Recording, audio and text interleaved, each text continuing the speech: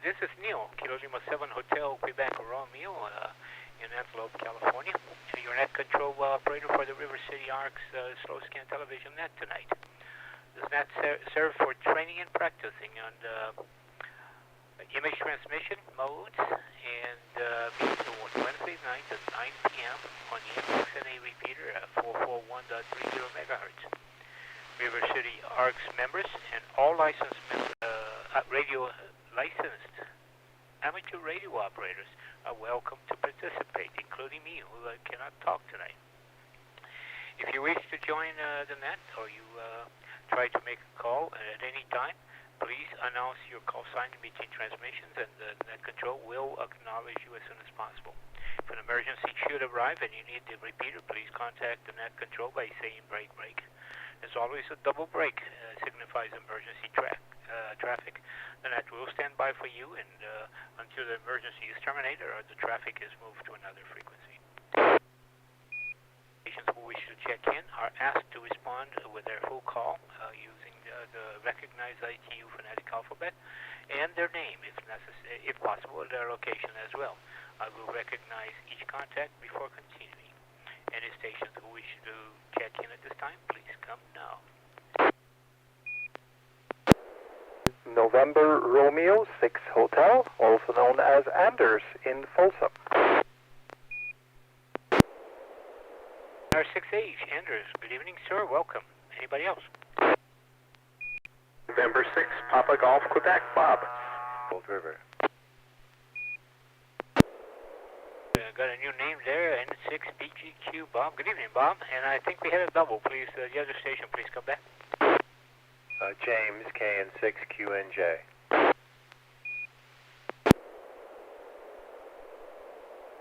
N6QNJ, James. Okay, anybody else joining us tonight?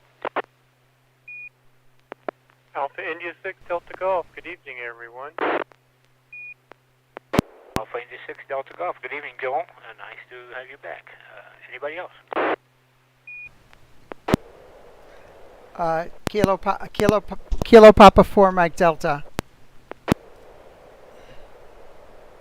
There's a break in the call there, but I believe there was Carol, KB4MD. Please confirm.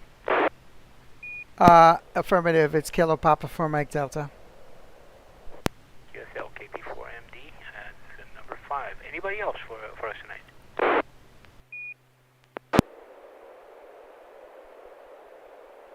Well, we have a good group. I think last time I was here, we had only 3 of us, so it's very nice to have a good group.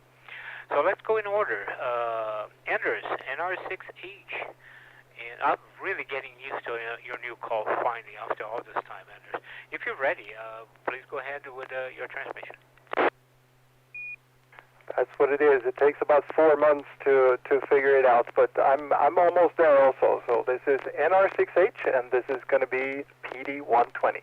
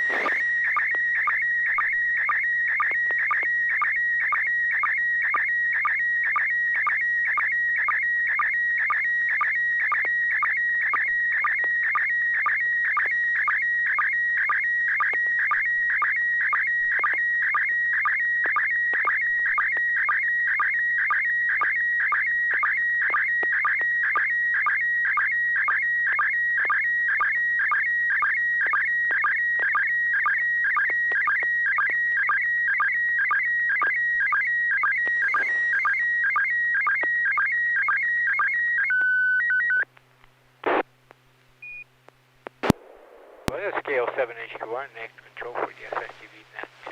Before we go anywhere, anybody would like to join us? Anybody new would like to join us?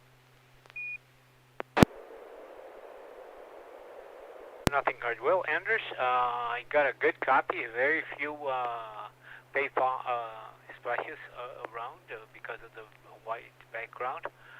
I recognize what I see on the left. I liked what you did with the lettering. I think I know what is on the top right. I have no idea what is in the bottom right, but I will reserve comments until later. Bob, N6PGQ, your turn, sir. How did you get it? Well, thanks. I needed some more hints. That looks like somebody's been in San Francisco on the left side, and I too like the N6NA slow scan TV printing that matches the angle. Bottom right, boy, I don't know. I don't have a clue. I'm going to make a wild guess and say it's some kind of a disk drive or some kind of thing like that. Or it could be a scale, but who knows? I'll let everybody else that knows what this stuff is chime in. N6PGQ. Now, scale was in my mind too, but knowing Anders, you never know what it is. James, KM6QNJ, how about you? I got a good copy. I also like the lettering. I need to be taught how to do the lettering. Well, it looks like a Swedish passport in the upper right corner, and of course, what at least used to be known as the Transamerica Building in San Francisco. I have some lines coming through my image, but it's very clear. The device on the lower right might be some kind of security device, I'm guessing. KN6QNJ. That could be. You could be. You may be correct. Mr. Joel, Joel always sees a lot of details that some of us miss, including myself. AI6DG, your turn. What do you mean it used to be called Transamerica Building? What is it? It's not that anymore? That's certainly what I would call it, the Transamerica Building. Nice perspective and nice lettering to emphasize the pyramid shape of it. And this must be the new passport that Anders just got on the upper right. And on the lower right, I have no idea. I mean, it could be a fingerprint reader. It could be a Wi-Fi access point. It could be a router. It could be, I guess it could be a scale. I mean, good place to step on if it's that size. I'm trying to read what the letters say, but I can't tilt my head that far enough around to, not that I think I have enough resolution to read it anyway. Yeah, there's no scale, so I can't tell if it's finger-sized or foot-sized. Back to net, AS6DG. Good to see, Joel, just as puzzled as the rest of us. KP4MD, Carol, how do you copy? I see what you got on online, but what is your guess? Okay, this is KP4MD, Transamerica Building with really nice lettering, N6NA SSTV, and the date, this is DE NR6H. Very, very impressive lettering there. The thing in the upper right-hand corner, I can read. It's really hard. The letters are small. Looks like European Union, and there's something starts with an S and then pass. So I'm guessing that this is a passport and probably, as James said, Swedish passport. Now that, I don't know, is that a badge? It looks like maybe one of those radiation badges that people wear. I'm not sure what that is in the lower right-hand corner. Anyhow, that's my guess. Back to Nets, KP4MD. Well, thanks for the new ideas, Carol. That's interesting. I don't have a guess. I would have guessed myself as being a scale, but like Joe indicated, there is no scale to measure it, so we have no idea how big it is. I'm quite sure that Mr. Anders will clarify it for us. Back to you, Anders, NR6H, KO7HQR, and the net. Well, I appreciate the attempt to figure this out. These three images are, in fact, intimately connected. And the image to the left I took as late as yesterday. I was there in order to just on the house just next to the Transamerica Pyramid. I also don't know if it has a new name. I thought it was Transamerica Pyramid, but anyway, just behind it happens to be the Swedish consulate, where I was to pick up my Swedish passport. After a long journey, I finally was able to pick up the new copy. I had to go to D.C. a couple of weeks ago to apply and get that done, but now, in fact, I have it here in the house. So it's all good. Got my Swedish passport. It just so happens that the Transamerica Pyramid was built in 1969, which was the year I was born. It was started to be built in 1969, opened up a few years later. I think it was 72 or 73. But yeah, so the pyramid is as old as I am, and it happens to be right next to the Swedish consulate, like I said. So another Swede here in the U.S. is a friend of mine, Mike. He happens to be the founder of a company called Seismocon. Short break. And I helped him start up that company some years ago, and Seismocon makes that little weird thing on the lower right. Seismocon is a seismic detector. It sits in your house and monitors basically the adjacent wall as where it sits, and looks for shaking. It has a bunch of other sensors in there also, accelerometers and microphones and pressure sensors and things like that to try to figure out if there is an earthquake. And the idea with Seismocon is that it should tell you whether your house is safe after an earthquake. So it's not a pre-warning device. It doesn't try to predict an earthquake. It just tries to say that your house moved enough so it may not be safe to be in. That's what Seismocon is doing. And during that little adventure with Seismocon, short break, during that little adventure with starting up Seismocon, I happened to run across the guy that actually installed the motion sensors in the Transamerica Pyramid. So he was the guy that put in all the, one every second floor or something like that, $500,000 super motion sensors, and that's where they got all the data for the from the pyramid when the big earthquake, the 7.1, happened in 1989. So yeah, these three images are tightly connected. You could never guess. NR6H, back to net. Now, that was exciting. That was interesting. And, of course, none of us, I think, would have guessed. Let's see. Is there anybody that have an additional questions or comments for Anders?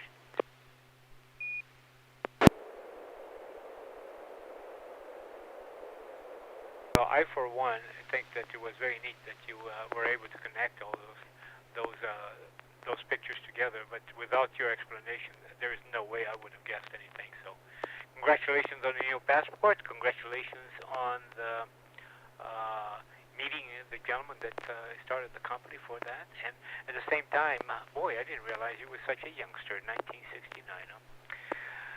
Very well. If no other comments, we go with Bob, N6PGQ. What do you have for us tonight, sir? Okay, well, this should be PD120 if everything works out well, N6PGQ.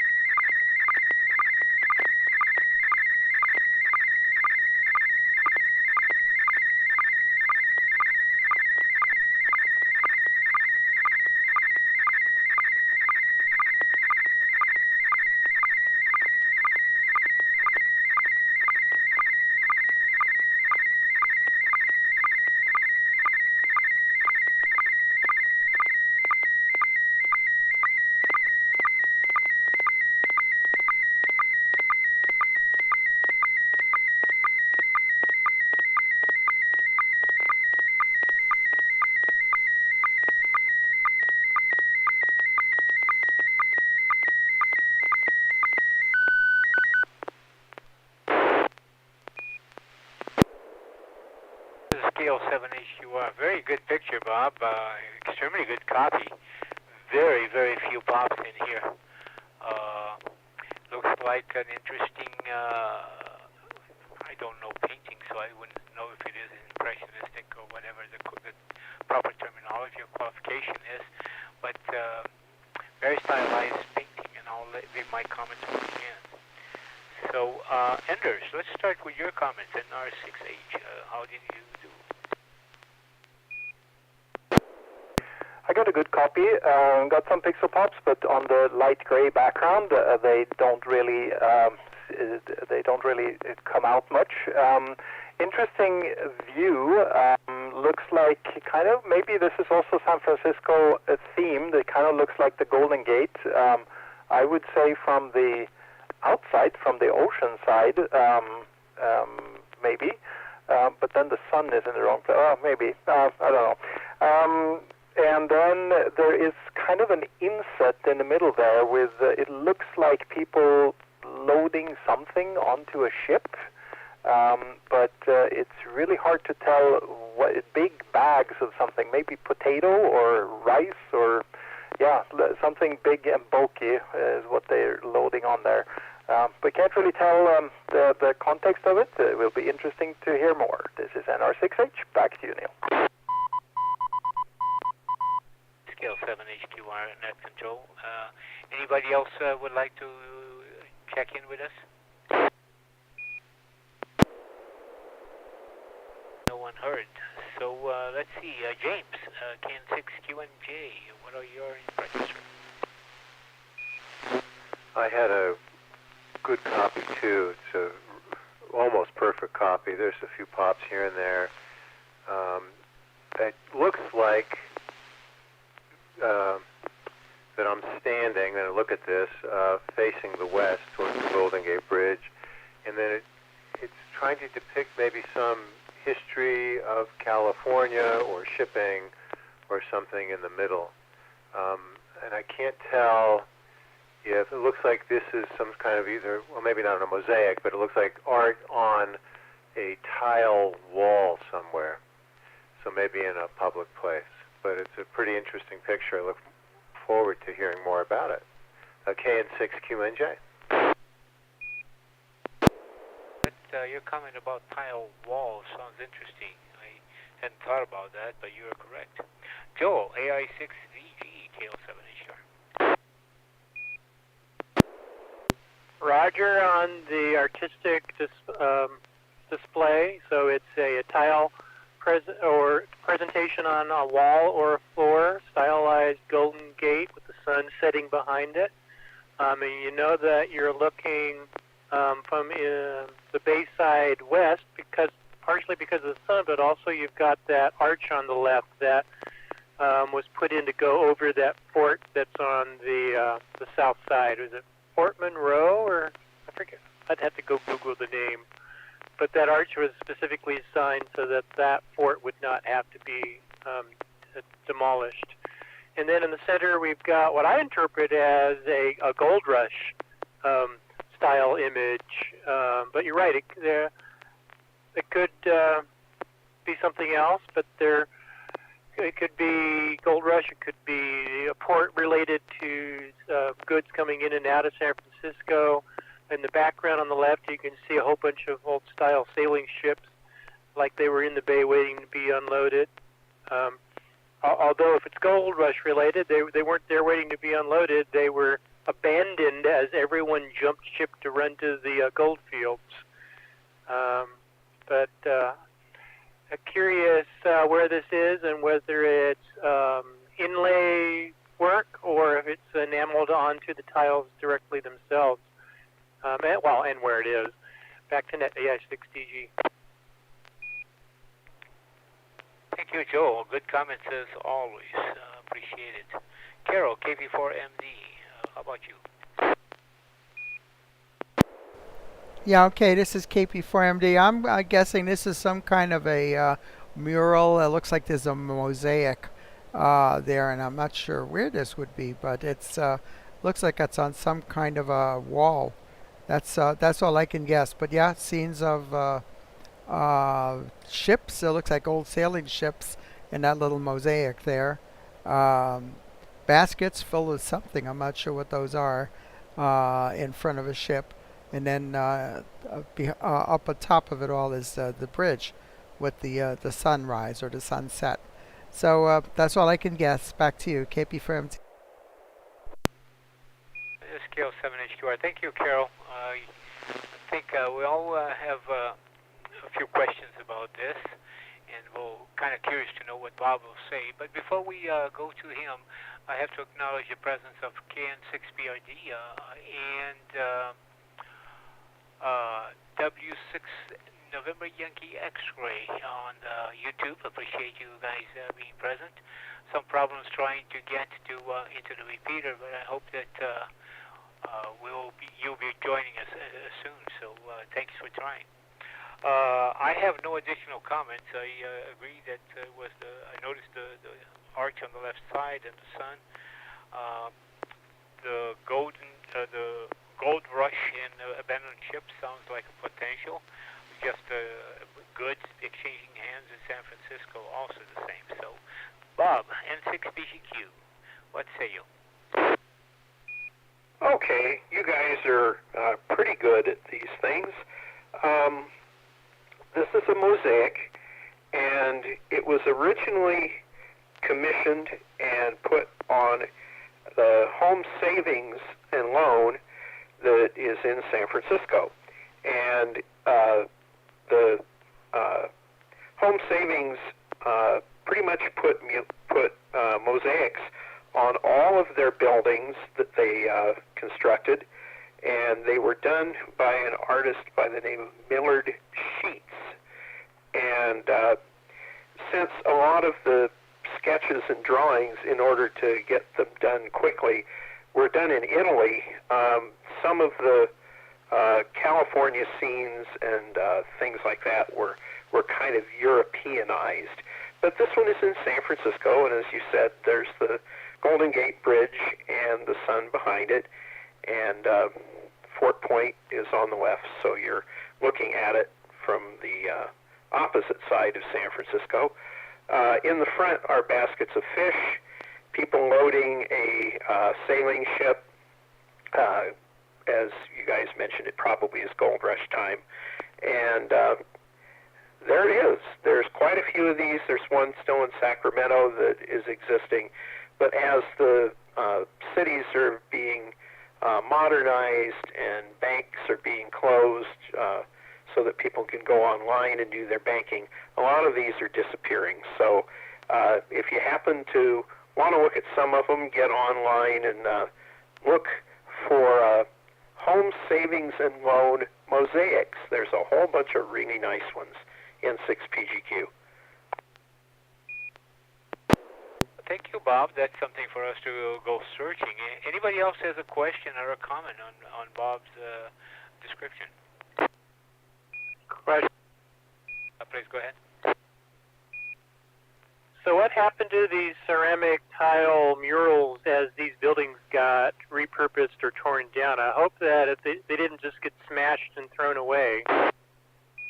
Yeah, that's usually what happened. They're actually built into the walls of the building, and so it would be very difficult, very expensive to remove them. I don't know of any that have been put into museums or purchased by individuals. So you see them where they are, or you don't see them. Yeah, I'm sure that if someone was careful enough and lucky enough, they'd be able to remove them, but it'd take time, and I'm not sure.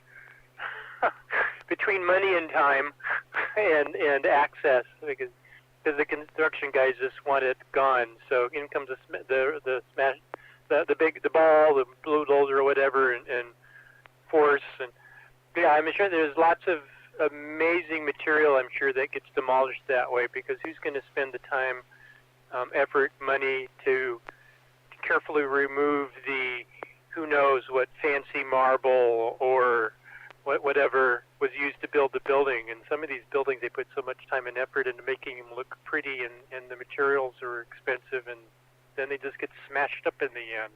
Anyway, I'm rambling. Sorry, back to net, VI6TG. CGKO7HQR. Well, your rambling was very, very interesting and very appropriate. My apologies. I think I stepped on you at the beginning of your part, but hopefully we did not interfere too much with your comments. What I was asking Bob was, did you take this picture yourself in San Francisco, and where is it located roughly?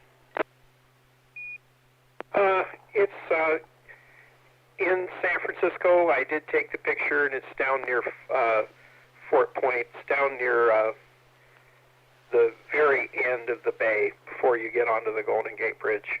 Okay, that's going to be my next hunt next time I go to San Francisco. Anybody else with a comment?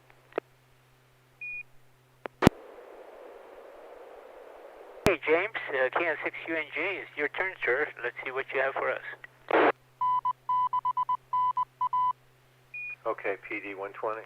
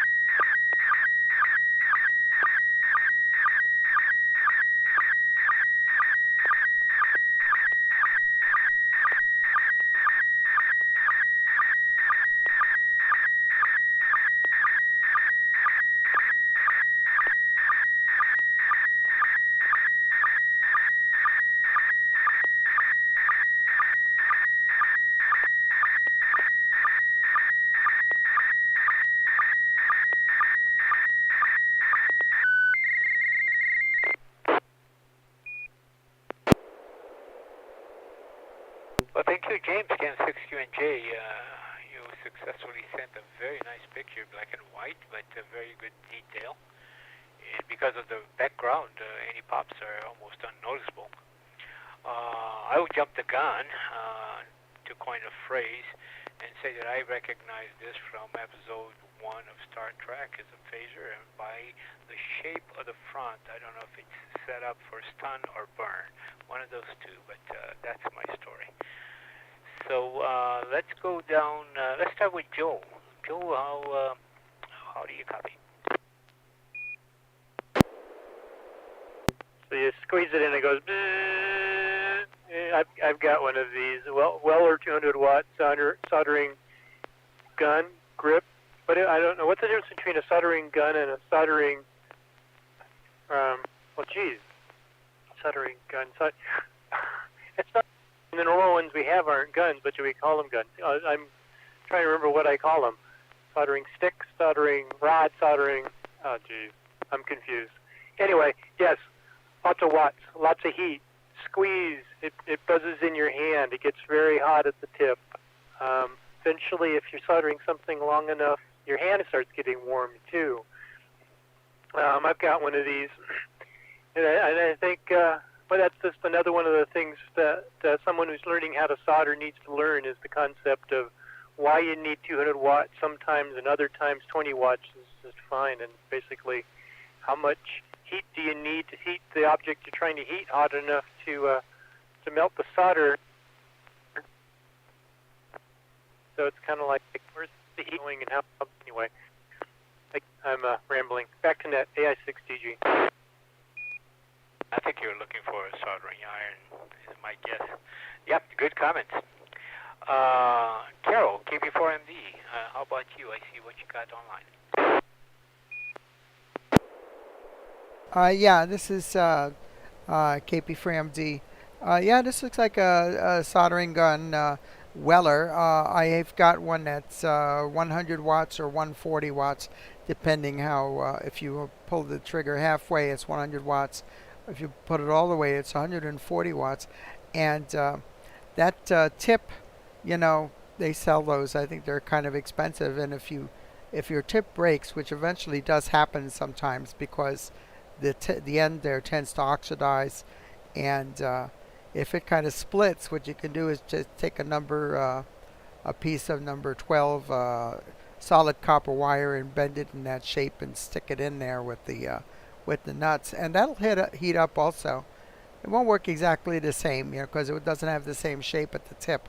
But I've done that in a pinch, and it works. It's essentially a shorted turn of a transformer that has a tremendous amount of current going through it.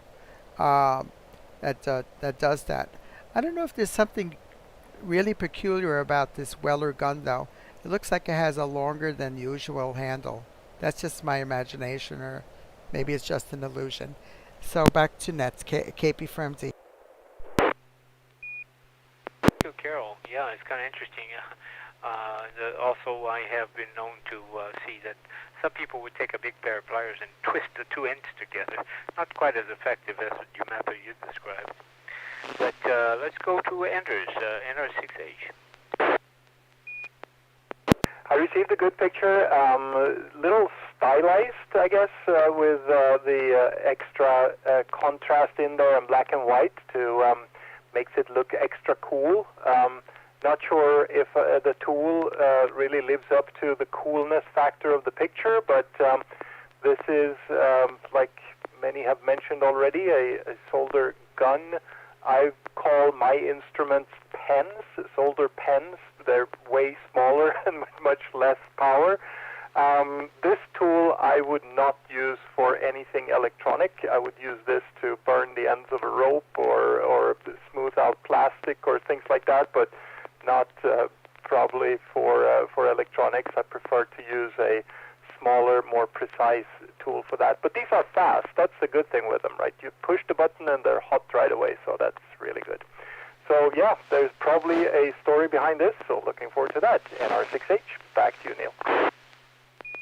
Scale 7HQR. Yeah, you're correct, Anders. I have no question, no quibbles with what you said, except that if you're as old as I am, some of those big capacitors and some of those vacuum tube terminals and some of those B+ that you had to do, it required that much power to actually solder the wires. Of course, for today, the way to, I think this would be a circuit destroyer. That's what it would be. But thanks for your comments. N6PGQ, Bob, how about you?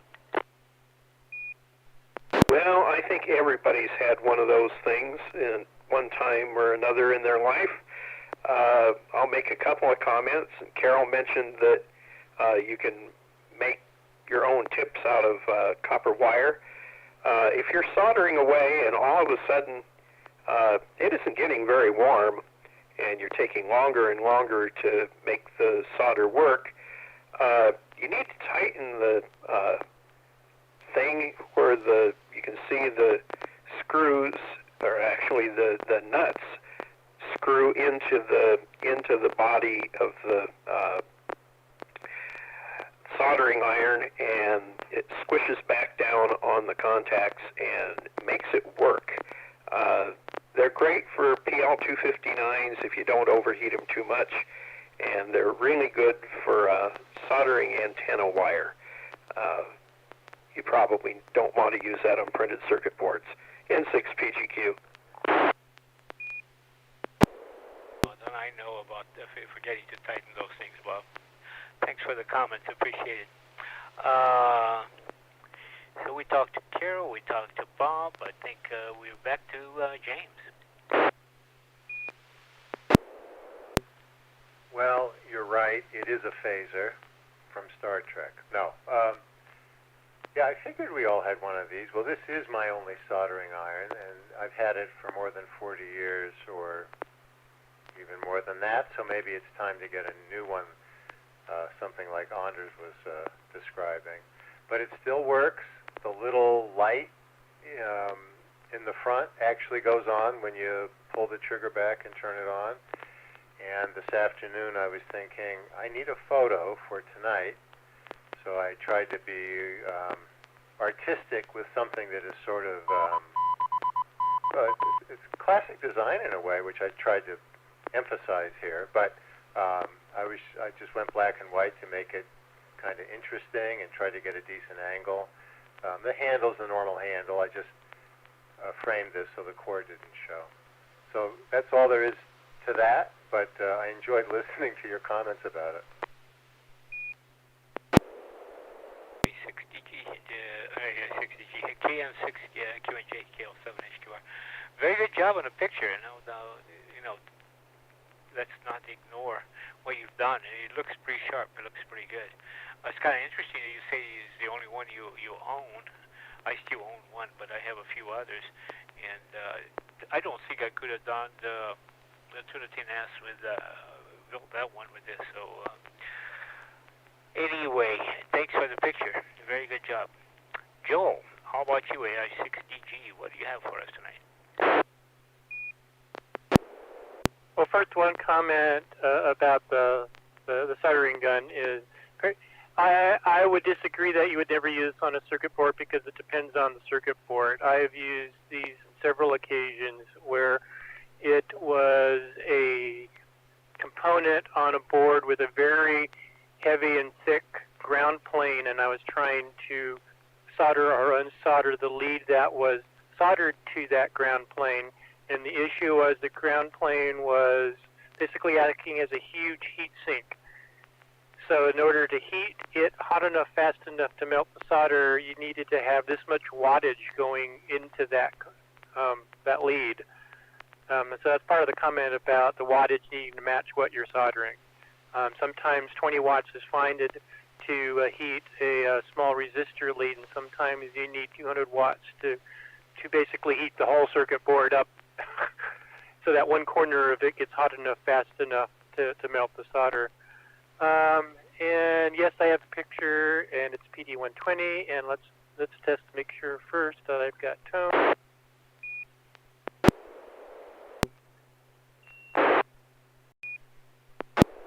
And there wasn't a tone, was there? I could not hear one.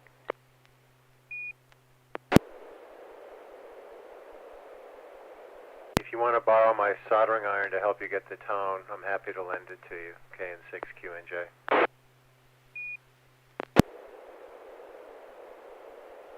Here, let me restart MM SSTV.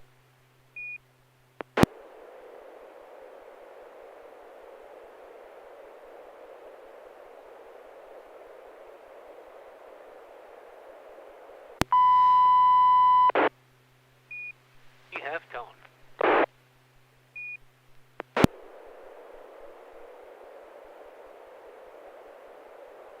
PD120.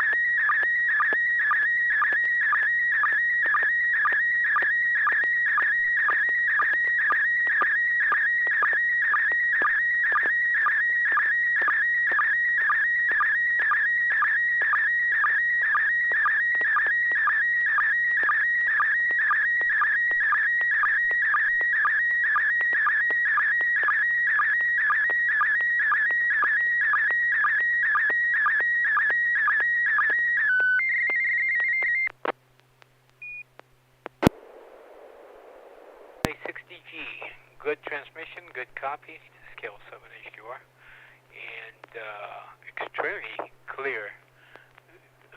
Of course, the background on the rocks kind of hides a little bit of the payfault things, but very good copy. Very impressive location. Very sharp lines. There's apparently some snow. You normally show us a lot of things from Yosemite. The little bit that I know of Yosemite, that I don't recall seeing this. So very interested in knowing what you have. So let's go, Carol, KP4MD. What do you get? Okay, yeah, this is KP4MD. I'm gonna guess this is probably someplace in maybe Yosemite. I have no idea. Outdoor things are completely foreign to me. It's some kind of a butte or a plateau up there. Nice flat top surface. And I don't know, some interesting formations coming down the sides there. I'm not sure what those are. But nice clear picture, that's for sure. And there's some white stuff on the top. I wonder if that's snow. No idea. Back to you, it's KP from. Thank you, Carol, for making me not feel so alone, in the sense that things outdoors are not exactly my strong point, unless I'm aboard ship. Okay, Andrews, NR6H. How about you, sir?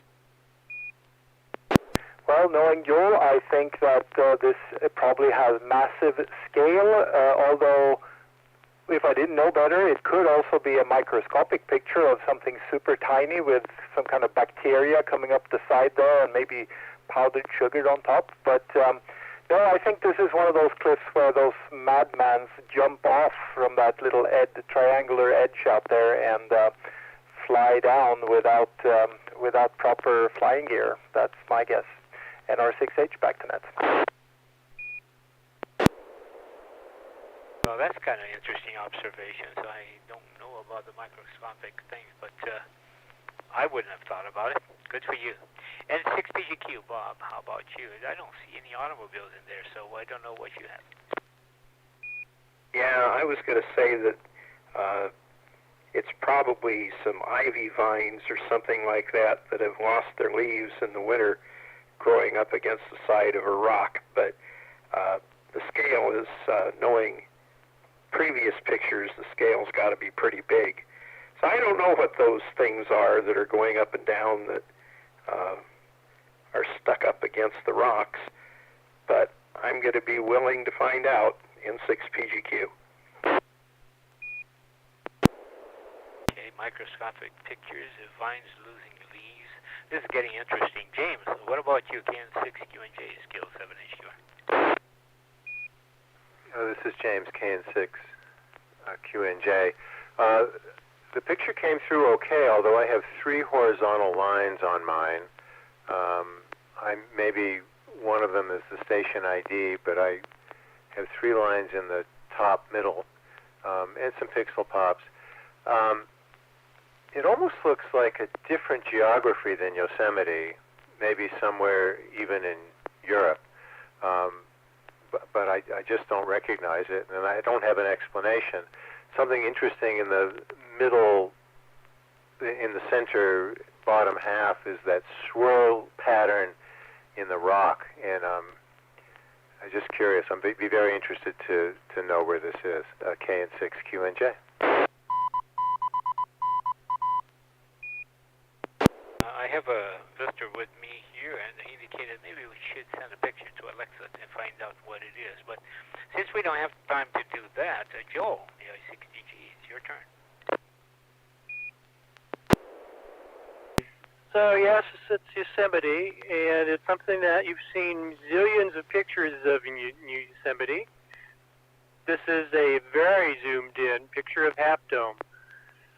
And it was winter, and it's quite obviously winter when you realize that a lot of the white stuff you see is snow and ice, and those little things on the rock face that are hanging down are icicles on the edge, the upper right edge. Those are icicles coming down off of the actual edge. So when rock climbers top out and get to the top of Half Dome, they're probably topping out somewhere on the upper right edge there.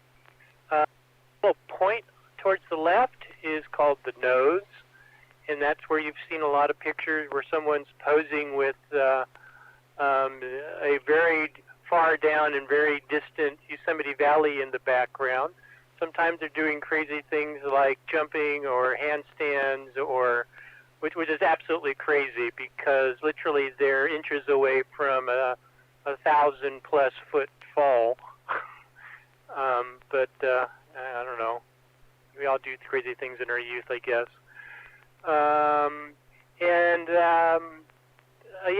That is an interesting squirrel kind of in the center. So, but that just must be some macroscopic, a general large set of what's in the granite that as it exfoliates, exposes interesting swirls of how the granite formed. And I look at this, I try to figure out, okay, now if I'm a rock climber, how in the world are you climbing up that? Because I don't see any ledges, I don't really see any, I don't know. But it is large scale, because what we're looking at is probably, I don't know, a couple 100 feet, 300, 400 feet of cliff surface. Oh, and the nose, that little thing sticking up on the upper left, one of these days that whole thing's going to fall off, because I've done exploring up there, and there's huge crack systems at the back end of that are probably, I don't know, up to 3 or 4 feet wide probably. Anyway, fun place to go to. I'd like to get up there again sometime, but it's a lot more difficult now because the whole permit system is gone crazy. They're trying to make it hard for people to do things nowadays in parks. Back to net, AI6TG. KL7HQI, what a big surprise of what it is. Before I say anything, anybody has any comments or questions? This is James, KN6QNJ. If that tip's about to fall off, we should not do parks on the air there then.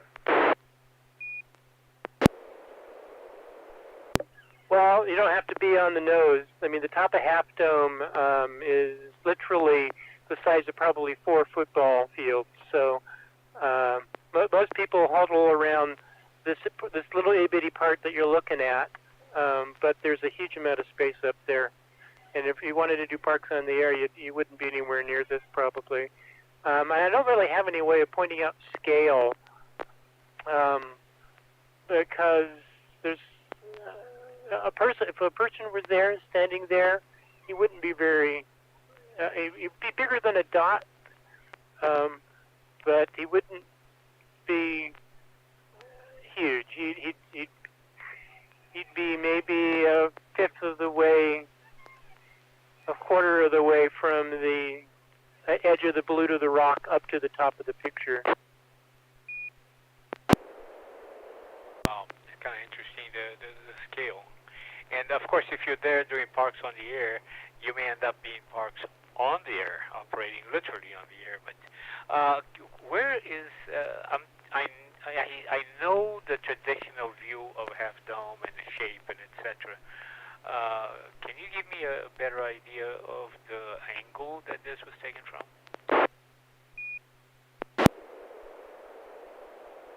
I'd guess either on the hike up to Mirror Lake or from Mirror Lake, because this is very close and below Half Dome. And I don't know if Mirror Lake really tells you anything if you're not familiar with Yosemite and what's in the valley.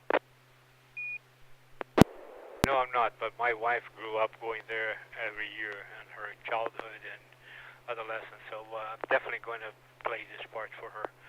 Appreciate it, Joe. Thank you so much. Carol, it's your turn. KP4MD, what do you have for us?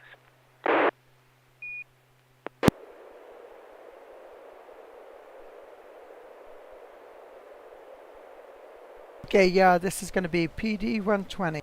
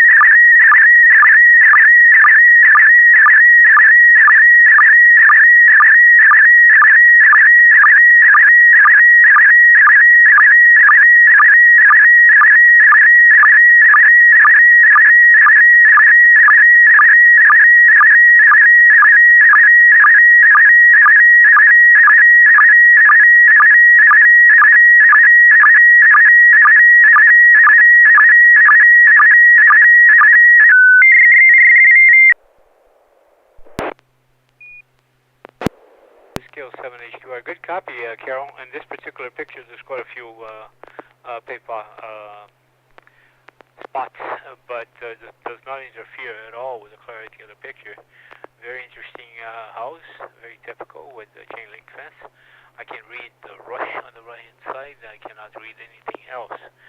So let's see what Andrews have to say. NR6H. So I received a good picture. I see a house which looks like pretty much a neighborhood house. It says the Rush Historic and Gardens, but I can't house and gardens maybe. Yeah, there's something historic about this. Not sure what it is, but looking forward to learn. NR6H, back to net. Basically what I see here, I enlarged it for the full picture. Still cannot read anything more than that. Bob, N6PGQ. Well, I got the same picture of the sign in the front. It looks to me like they've got a handicapped entrance on the left side of the building, and so it must be a historic building or a museum of some kind. Can't tell exactly what it is, and there are some nice, pretty red flowers in the right side, and a tree in the foreground, fair amount of pixel pops, and that's all I have in 6PGQ. Okay, you had not noticed the red flowers there, you know. The leaning tree is very obvious, but that's about what I could see. Scale 7HQR, going to James, KN6QNJ. This is James, KN6QNJ. Well, it's the Rush Historical House. I have a pretty good copy, some pixel pops throughout, but I like the color, I like the depth of the color, and I don't know the history here, but it looks like something that's been preserved to remember California history, because the trees in front look like California oaks. But I'd be very interested to learn more about this, and if Carol has any connection to this in any way. This is James, KN6QNJ. And thank you, James. Appreciate it. And before we go to Carol, Joel, AI6DG, what say you? Okay, so we've got a chain link fence going across from left to right in the near field with a sign on the right says the Rush, and that's historic home and complex, maybe? And then I can't read the rest of it. And a sidewalk going through a gap in the fence towards the side of a house that's in the background, a couple of trees in the foreground. You know those red, I've been thinking they're roses, but I first saw that, I thought they were noise pops. But yeah, they're roses or some sort of flowering bush. And the house has a handicap ramp on the left that I can't quite tell if it's going to the front door that's on the front left side of the building, or if there's a side door, side patio type of thing. But a nice new looking roof, well-maintained building, but that makes kind of sense because I'm assuming this is the Rush House in Rush Park up in Citrus Heights or Roseville. I'm not sure exactly where it is. And I don't know who the Rushers were, but there's a park named after them up there. And I don't know too much about it because I'm not sure I've ever even been there. I think I've only driven by it and heard about it. So who are the Rushers? I look forward to hearing more. Back to net, AI6DG. Well, Mr. Joel, I think you mentioned more knowledgeable facts about it than I knew about it. I have no idea where the Rushers are, so keep on learning. So now to Carol, KP4MD. Can you tell us a little bit more about this place, Carol?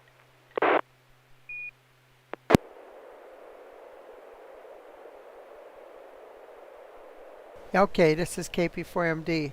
Yeah, exactly. This is the Rush Historical Home and Garden.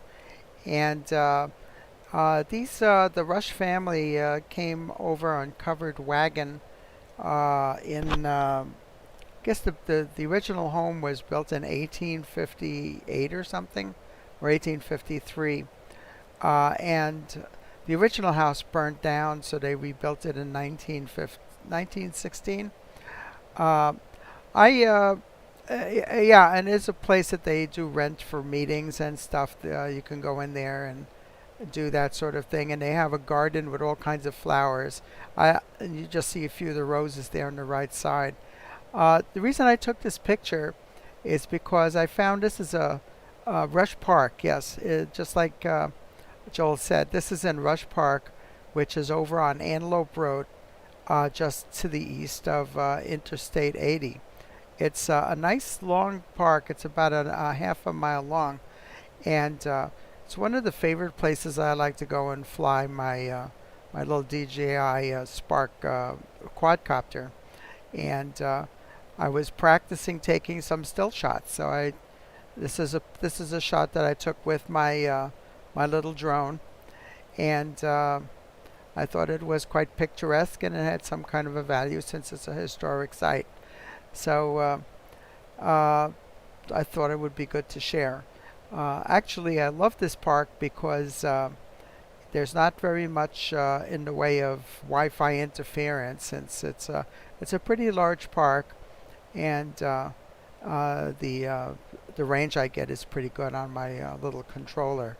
Actually, I can go completely to the other end of the park, which is about half a mile away, without any problem whatsoever, and come back. So I've been practicing a lot there, and I stand right near this place. So I said, "Oh, let me point the camera at this house and take a picture of it." That's what I did. So it's a little bit of history, and it's called the Rush Park, and that's the Rush home. Exactly. Back to Nets, KP from.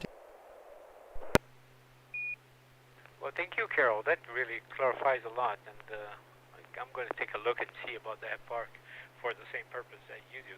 Anybody else has any comments or questions for Carol?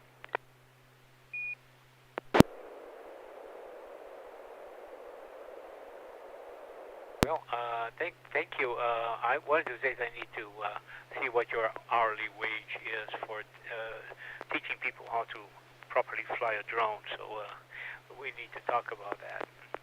Thank you, Kara. That was really, really enjoyable. And it's been on Antelope Road. I'm definitely going to go take a look at it. I was going to send a picture, but considering the time, we are past our 10 o'clock target time for closure of the net. So if everybody agrees, I will bypass that, and I will hold my picture for my next time here. Anybody else has any comments about the net before we can close it?